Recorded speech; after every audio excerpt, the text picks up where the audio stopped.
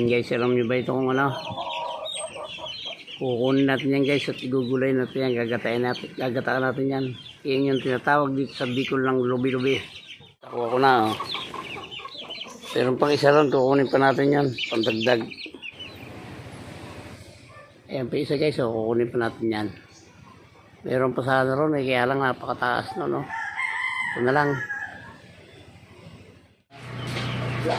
Yan guys, oh. Ihimayin na natin. Hanggang dito lang yan guys. Hanggang dito lang ako kukuhanin natin. Papunta ron. Ito, papunta ron. Kasi yung banda rito sa ilalim, medyo matigas na yan. Ayan, kakalasin ko na guys. Yan guys, yung mga dulo ng pinawa ko. Ayan na siya, oh. Gagayatin ko na ng maliliit. Guys, papalambutan na natin yung sawg habang naggagayat ako ng lubi-lubi. Ito natin ang pampalasa. Ayan ha, kaunti na ito. Ito yung pang-apat na gamit ko na ito. Kaya nang lumalabas. Siyempre, ano ba lang kumatayang paminta.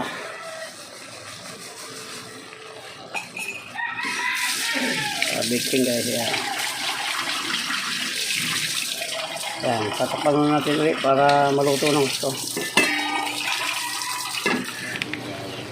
Ayan guys, kakaunti na yung sabaw. Ilagay na natin ito ating Coco Mama. Hindi natin tatakpan yan.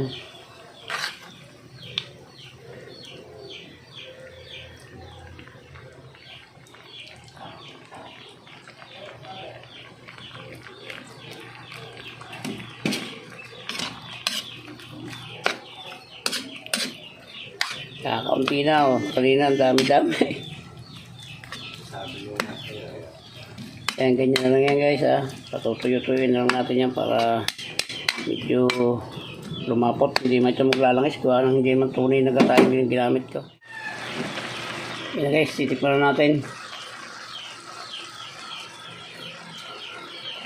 Tama-tama lang. Walang anghang.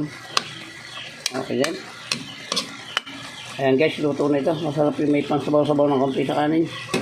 So ayan, maraming salamat sa inyo sa pagsama, sa mula pagpitas hanggang pagluto ng lubi-lubi na ito. Ayan, maraming salamat sa inyo sa pagsama sa pagluto ng ginataang lubi-lubi. Ayan, hanggang dito lang po yung ating vlog.